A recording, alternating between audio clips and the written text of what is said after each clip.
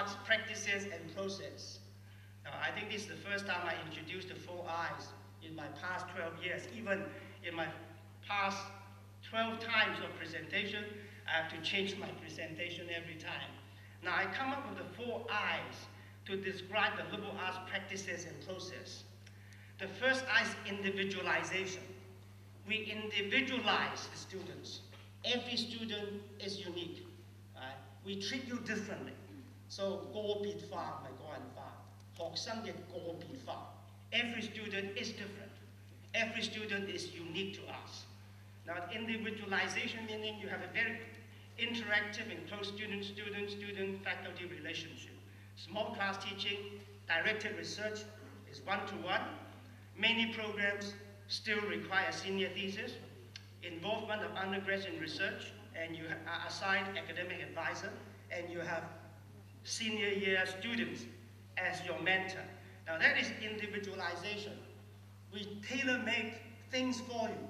You are treated as individuals, not just as a bunch of students. So that is the first important I, first principle of liberal arts education. It's very expensive. You know, it's very difficult to achieve, but we are doing it. The second I is interdisciplinarity. We don't just talk about multidisciplinarity, which is of a lower, in a sense, stratum. It's interdisciplinarity. You are not asked only to take more than one subject, a few subjects, but you are asked to look at issues and problems from a multidisciplinary angle. So issue-based teaching and learning. You will understand in social sciences, we do not offer majors in economics or politics, or political science or sociology or psychology. We only offer majors in issues in social sciences. So you will understand at Lingnan, you are always looking at issue-based teaching and learning, and not just by single disciplines. A core curriculum with emphasis on reading and teaching. We are moving towards the 4-year system. We are going to introduce a core curriculum in the end. But in the way of moving towards it, we will gradually introduce a core curriculum concept with a lot of emphasis on reading and writing. Now, our language credits requirement, I think, must be far more higher than other institutions in Hong Kong or in general in the world. We require a lot of your attention given to languages. We started to introduce 3rd languages. So not only 2 languages, you will be able to take Spanish, you will be able to take French and Japanese, and possibly we are thinking of making such language courses credit bearing. And then the last one, don't think that evaluation, examination is of no difference. At Lingnan, we seldom use multiple choice way of assessment, which is simple. You ask the machine, the computer to mark. But we think that is not really right for liberal arts. Right? For liberal arts, we count on your presentation. You will have to present, and then you will have to write essays. So narrative evaluations, and not by ticking all the boxes, checking boxes of multiple choices. So that is the emphasis on multidisciplinarity and interdisciplinarity. By ticking boxes, you can make guesses. But by evaluation, by writing essays, you have to draw interdisciplinary perspective when you write. Now, the 3rd I is intracurricular activities. I don't know whether you find this word in the dictionary. So in the dictionary, you have extracurricular activities. But I modified the word extracurricular activity to intracurricular activities.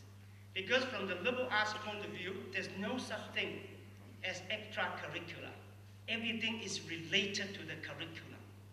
Everything must bear relationships in one way or the other with our curriculum. You don't just play, you don't just join the student society, you don't just do casual community service.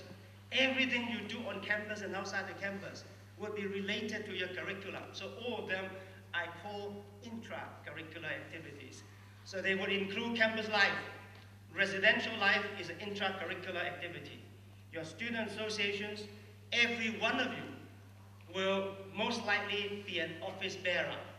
Right? In Lingnan, we have the saying called 全民街莊, I don't know how to translate it in English, and 全校街隊 meaning 校隊. You are all school teams, you are all being office bearer. So 全民街莊, 全校街隊 would be our expectation of you, what you are going to do as well. And teams, events is a very rich campus life, which is part of the education. Community service, and then a more structured one is called service learning. Now, service learning, Lingnan is going to set up among all the institutions in Hong Kong, a formal office of service learning. That is the only one in Hong Kong for the time being. Most people misunderstand service learning is the same as community service. It's not just community service. It's much more structured. It's not internship. It's not community service. Somewhere, in a sense, intermingling the two, internship plus voluntary service, and related to your curriculum is called service learning, which is a new concept. Now we are pioneer in service learning, and then you can claim some credits from service learning instead of doing some regular work in your studies. And then lastly, of course, ILP. You had a good introduction to ILP, which is part of the intracurricular activities, 75 hours for you to graduate.